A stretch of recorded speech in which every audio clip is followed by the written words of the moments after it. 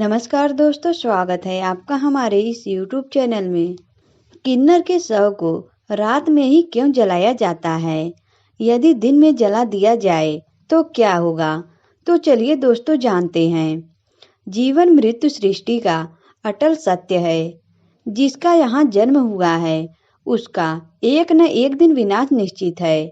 दोस्तों, यह बात जानते हुए भी हम सभी लोग हमारे किसी अपने के जाने पर खूब शोक जताते हैं।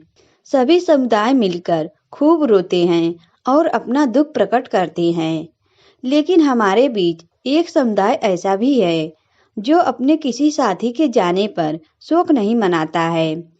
वास्तव में हम बात कर रहे हैं किन्नर समुदाय की, जो अपने किसी साथी के मृत्यु पर शोक के बजाय जश्न मनाते हैं। कुछ ऐसी ही रोचक बातों के कारण किन्नर समुदाय की दुनिया वास्तव में इस दुनिया से बहुत अलग होती है।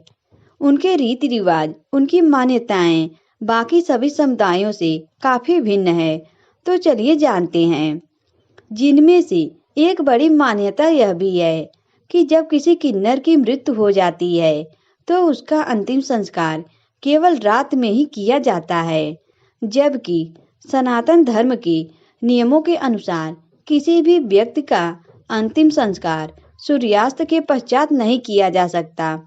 आखिर क्या कारण है कि किन्नर समुदाय अपने साथी का अंतिम संस्कार केवल रात में ही करते हैं? गरुड़ पुराण के अनुसार किन्नर समुदाय के पास अनेक विशिष्ट आध्यात्मिक शक्तियां होती हैं। इसलिए कहा जाता है कि किन्नर की दुआ और बद्दुआ दोनों ही महत्वपूर्ण होती है। दोस्तों, यही कारण है कि किन्नर को अपनी मृत्यु का आभास पहले से ही हो जाता है। यानी कि एक किन्नर को पहले ही मालूम चल जाता है कि अब शायद उसका अंतिम दिन आने वाला है। जब उन्हें इस बात का आभास होने लगता है तब वह बाहर आना जाना बंद कर देते हैं। ऐसा भी कहा जाता है कि अपनी मृत्यु का आभास प्राप्त करने के बाद किन्नर कभी बाहर आता जाता नहीं है। इसके अलावा वह खाना भी बंद कर देता है और केवल जल के द्वारा ही अपना काम चलाता है। जब उस किन्नर का अंतिम समय बहुत नजदीक होता है, इसलिए इस समय एक किन्नर परमपिता परमेश्वर से केवल यही प्रार्थना करता है, अब जल्दी ही उसे इस शरीर से मुक्ति मिल जाए। वास्तव में किन्नर प्रार्थना करता है कि जल्दी से उसे मृत्यु प्राप्त हो जाए। साथ ही वह परमेश्वर से यह भी प्रार्थना करता है कि किसी भी व्यक्ति को किन्नर के रूप में जन्म न मिले। किन्नर अपनी मृत्यु की कामना इसलिए करते हैं क्योंकि वे नहीं चाहते कि किसी भी मनुष्य को किन्नर के रूप में नर्क का आभास करना पड़े। हमारा समाज सदियों से किन्नरों के प्रति बेहद घटिया व्यवहार करता आया है। हमारे समाज को किन्नरों की भावनाओं तथा उनकी सुविधाओं का कोई एहसास नहीं होता। इसके अलावा समाज के सभी लोग किन्नरों का खूब बहिष्कार करते हैं। यही कारण है कि किन्नर समुदाय अपने साथी की मृत्यु का शोक नहीं जताते हैं। इसके बजाय वे अपने साथी की मृत्यु का जश्न मनाते हैं। भगवान से प्रार्थना करते हैं कि अगले जन्म में इस आत्मा को एक सशक्त मनुष्य के रूप में जन्म मिले और वह भी समाज के अन्य लोगों की तरह एक सामान्य जीवन जी सके। इसके अलावा एक किन्नर को कभी जलाया भी नहीं जाता, बल्कि उसे दफनाया जाता है। लेकिन दफनाने की यह प्रक्रिया केवल रात में ही की जाती है। यदि सवेरे 7 बजे भी किसी किन्नर की मृत्यु हो जाती है तो उसका अंतिम संस्कार भी रात में ही किया जाता है। रात में भी उस समय किया जाएगा जब आसपास कोई भी मनुष्य सक्रिय न हो।